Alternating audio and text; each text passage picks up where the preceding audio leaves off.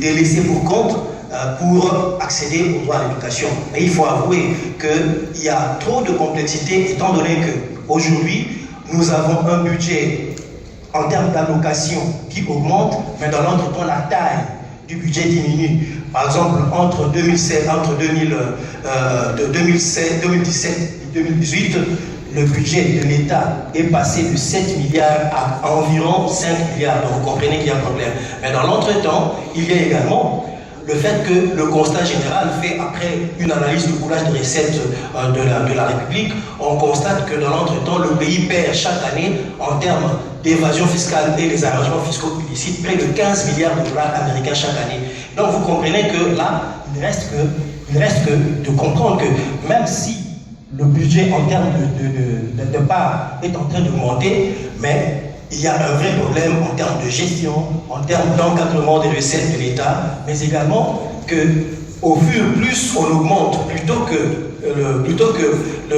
la participation des parents à l'éducation diminue, ça continue à augmenter. Aujourd'hui, le Congo est l'un des rares pays où l'enseignement public est financé à 73% par les parents. Je parle de l'enseignement public, pas de l'enseignement privé. Et dernière question à vous deux. En ce qui concerne ce partenariat mondial, ce financement, qu'est-ce que vous espérez trouver ici? Qu'est-ce que vous voulez trouver ici, de ces gens, de cette foule? Merci. D'abord, il faut que l'ensemble des acteurs de l'éducation ici présents, j'ai nommé par exemple les partenaires techniques et financiers, les autres institutions de financement international, les gouvernements qui sont présents ici dans cette salle, les organisations de la société civile œuvrant dans le domaine de l'éducation, que chacun comprenne que l'éducation est un bien public et un droit inaliénable. À cet effet, que l'on sache et l'on comprenne l'importance et l'impérieuse nécessité de financer le partenariat mondial pour l'éducation et que même les pays vivant une situation de conflit doivent bénéficier de l'éducation afin d'être au rendez-vous de l'ODD 4, qui veut dire assurer une éducation inclusive et de qualité pour tous et un apprentissage tout au long de la vie.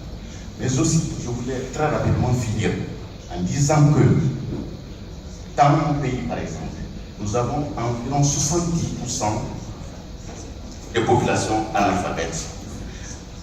Maintenant, l'alternative éducative pour répondre aux besoins éducatifs de cette frange de la population, c'est l'alphabétisation. Et je souhaiterais et je proposerais que l'on quitte ce système classique de l'alphabétisation en repensant son concept et son contenu, en mettant le lien avec le numérique pour que ces adultes, au-delà des 4 murs, puissent, à travers le net, apprendre d'autres compétences de la vie pour être mieux au rendez-vous de l'ODD 4. Je vous remercie. Merci. Et finalement, Jacques. Ce que nous attendons de cette circonstance, c'est que le cri d'alarme soit entendu. Il y a des guerres partout. Oui. Mais la vraie guerre aujourd'hui, ça consiste à maintenir des jeunes, des enfants sans éducation, parce que là, vous préparez une véritable bombe à retardement. Et donc, l'impérieuse nécessité aujourd'hui, c'est que la communauté internationale comprenne qu'il n'est pas encore temps de lâcher l'investissement dans l'éducation.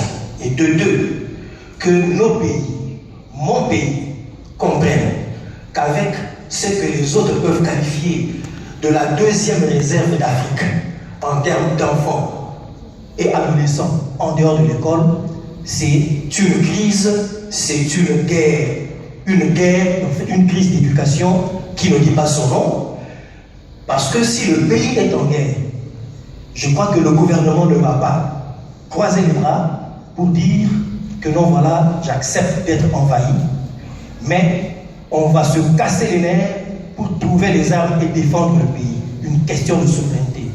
Quand nous avons 7 300 000 enfants en dehors de l'école, le pays est presque en guerre. Le gouvernement, les gouvernements ne peuvent pas dire que nous n'attendrons que de l'extérieur de l'aide. C'est de l'intérieur, savoir trouver les moyens de l'intérieur et le Congo. Nos pays en Afrique n'en manquent pas. Nous devons développer des mécanismes pour produire localement et financer notre éducation. Jacques, ce sont des mots profonds, c'est bien entendu. Merci à vous deux. So let's say thank you very much to Mamadou Ngoiba and Jacques.